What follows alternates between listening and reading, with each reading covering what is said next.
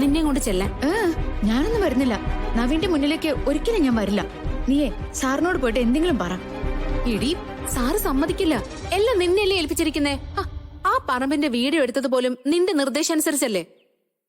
എന്നിട്ട് ഒഴിഞ്ഞു മാറുമെന്ന് പറഞ്ഞ ഇത് അറിഞ്ഞിരുന്നേല് ഈ കച്ചവടം ഞാൻ എങ്ങനെയും മുടക്കിയേനെ. വരാനുള്ളത് വഴി തങ്ങില്ല. അല്ലെങ്കിൽ ഇത്രയും ദൂരെ കിടക്കുന്ന നവീൻ ഈ പ്രോപ്പർട്ടി നോക്കാൻ വരേണ്ട കാര്യം എന്താ?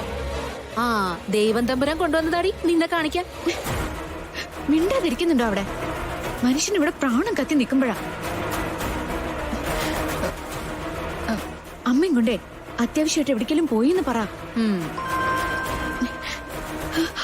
അയ്യോ അനിയ സാറോ. ഇനി എന്താ പറയാനുള്ളത് വെച്ചാൽ നീ തന്നെ അങ്ങോട്ട് പറഞ്ഞു. ഹലോ, എന്ത് പണിയാ മോളെ ഈ കാണിച്ചേ? ഒരു വാക്ക് പോലും പറയാതെ. വീട്ടിലെന്താ അത്യാവശ്യം? അമ്മയ്ക്ക് എന്തെങ്കിലും അസുഖമുണ്ടോ? അതെ സാർ, വീട്ടിലെ ഒരു അത്യാവശ്യമുണ്ട്. അത് കഴിയാൻ കുറച്ച് നേരെടുക്കും. സാറ് പ്രോപ്പർട്ടി അവർക്ക് കാണിച്ചു കൊടുത്താൽ മതി. അങ്ങനൊരു പ്രശ്നം ഉദിക്കുന്നേ ഇല്ല. വന്നവരോട് തിരിച്ചു പോയിക്കോളാം ഞാൻ പറഞ്ഞോളാം. ഞാൻ പ്രോപ്പർട്ടി കാണിക്കാനില്ല. അയ്യോ സാർ. മോള് കുറച്ച് നേരം എടുത്താലും കുഴപ്പമില്ല. ഞാൻ അവരെ ഇവിടെ എവിടെയെങ്കിലും ചുറ്റി കാണിച്ചോണ്ടിരിക്കാം. പക്ഷെ ഒരു കാര്യം ഉറപ്പാ, മോളില്ലാതെ ആ പറമ്പിനൊരു കച്ചവടം ഇല്ല. അയ്യോ സാർ, അത്